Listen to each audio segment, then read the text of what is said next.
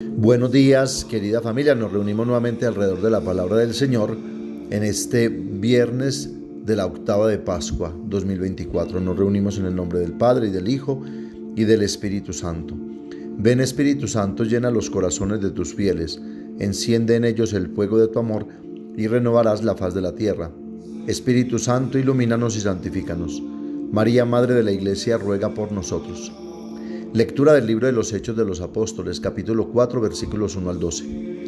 En aquellos días, mientras Pedro y Juan hablaban al pueblo, después de que el paralítico fuese sanado, se les presentaron los sacerdotes, el jefe de la guarda del templo y los saduceos, indignados de que enseñaran al pueblo y anunciaran en Jesús la resurrección de los muertos. Los apresaron y los metieron en la cárcel hasta el día siguiente, pues ya era tarde. Muchos de los que habían oído el discurso creyeron.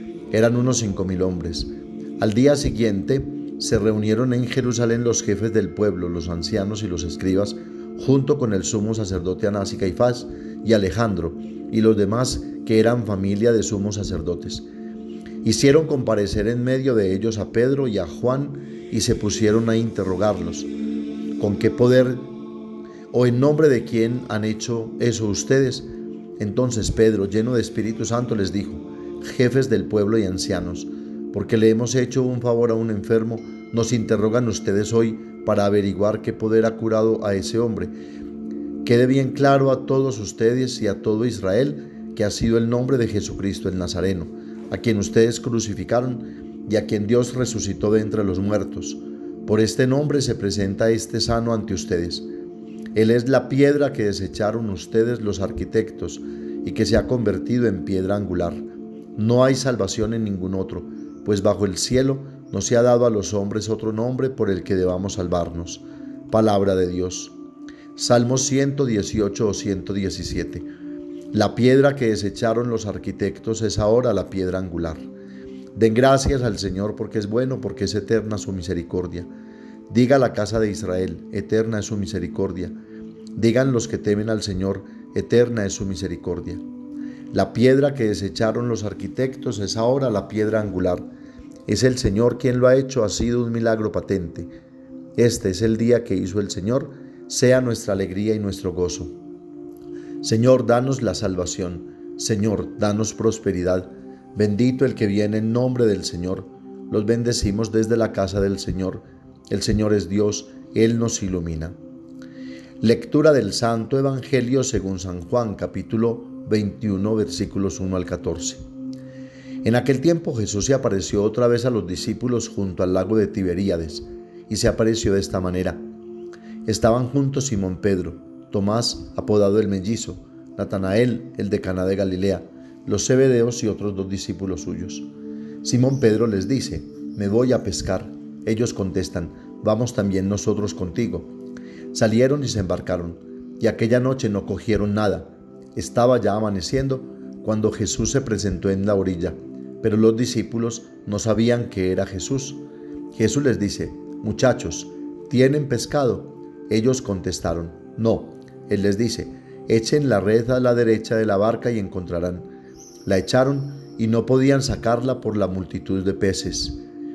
Y aquel discípulo a quien Jesús amaba le dice a Pedro: es el Señor. Al oír que era el Señor, Simón Pedro, que estaba desnudo, se ató la túnica y se echó al agua. Los demás discípulos se acercaron en la barca porque no distaban de tierra más que unos 200 codos, remolcando la red con los peces. Al saltar a tierra, ven unas brasas con un pescado puesto encima y pan. Jesús les dice: traigan de los peces que acaban de coger. Simón Pedro subió a la barca y arrastró hasta la orilla la red repleta de peces grandes, 153, y aunque eran tantos, no se rompió la red. Jesús les dice: vamos, almuercen. Ninguno de los discípulos se atrevía a preguntarle quién era, porque sabían bien que era el Señor. Jesús se acerca, toma el pan y se lo da, y lo mismo el pescado. Esta fue la tercera vez que Jesús se apareció a los discípulos después de resucitar de entre los muertos. Palabra del Señor.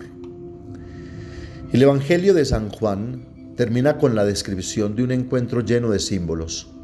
Pedro y otros 6 discípulos se encuentran a orillas del lago de Tiberíades, donde estaban antes donde vivían y desarrollaban toda su actividad cotidiana antes del encuentro con el Cristo. Allí mismo Jesús los llamó a seguirlo y a convertirse en pescadores de hombres, es decir, a seguir su actividad como lo vemos hoy en el Evangelio de este día, pero desde otra perspectiva, con un valor agregado, superlativo, podríamos decir, en otra dimensión, pues el encuentro con Jesús marca una radical diferencia. Nada es igual ni puede ser igual, y Pedro lo comprendió. Solo tú tienes palabras de vida eterna. ¿A quién se puede ir sino a ti? Ahora, Pedro dice, me voy a pescar, pero sin pensar en los hombres, en los demás. No había entendido ni había tenido la experiencia del resucitado. Los demás se unen a él, pero Jesús sabe hacer bien las cosas y sin violentar la libertad del hombre, sabe hacerse comprender y sabe esperar el momento y la situación oportuna para darse a conocer y llevar al hombre al conocimiento de la verdad que nos hace libres y llena de felicidad la vida y da sentido al existir, colmando la realidad de Dios. Por la noche, propicia para los pescadores, se dirigen al lago, pero la noche sin Cristo resucitado es infructuosa, aterradora y frustrante. Por la mañana regresan con las redes vacías y en la orilla alguien les pide un poco de pescado, pero no han pescado nada, nada para ellos mismos, nada que puedan compartir.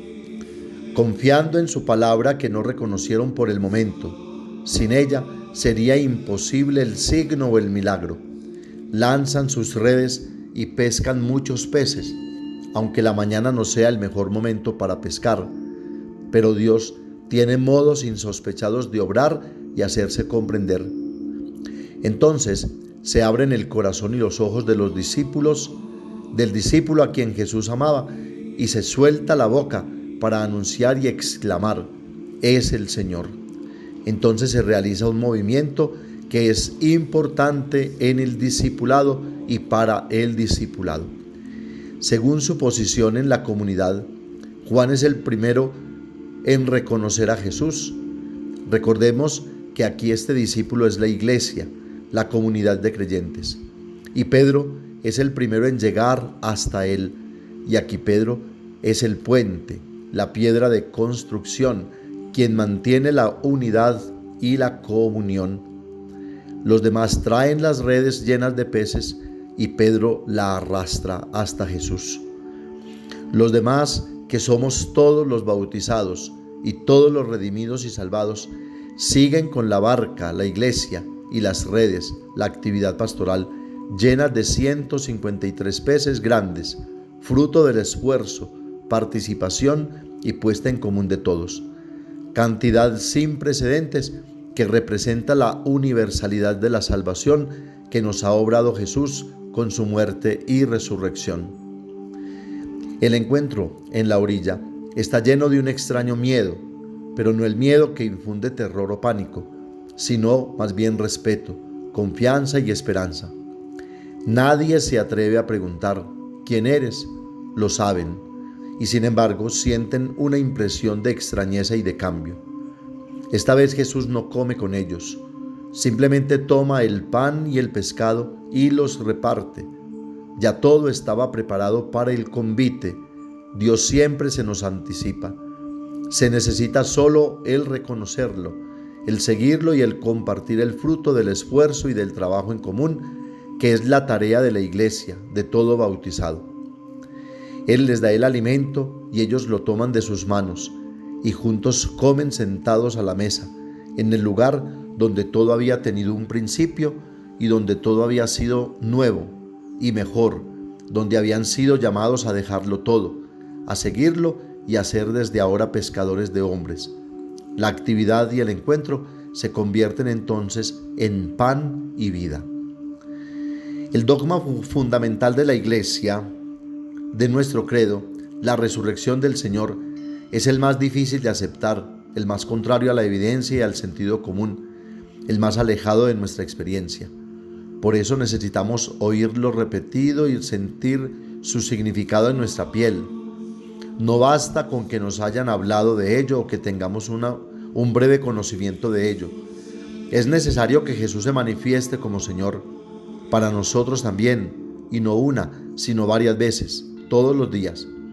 Hace falta un corazón ardiendo como esa brasa, alegoría de la vida que continúa bajo las cenizas.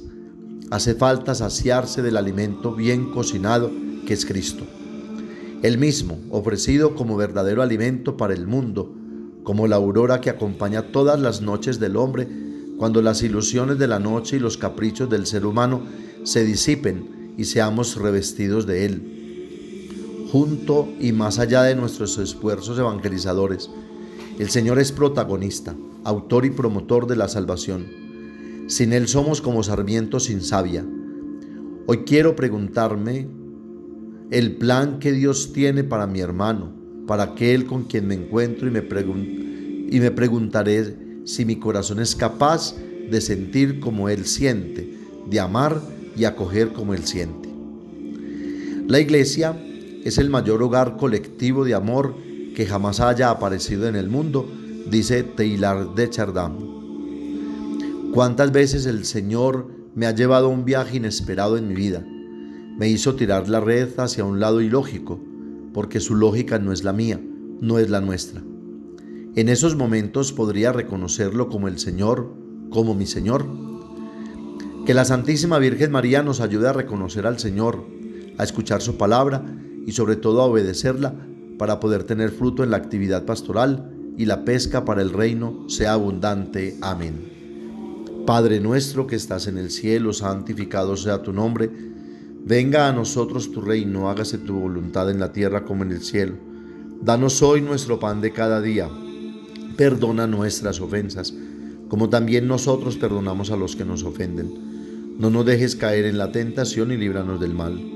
María, Madre de la Iglesia, ruega por nosotros.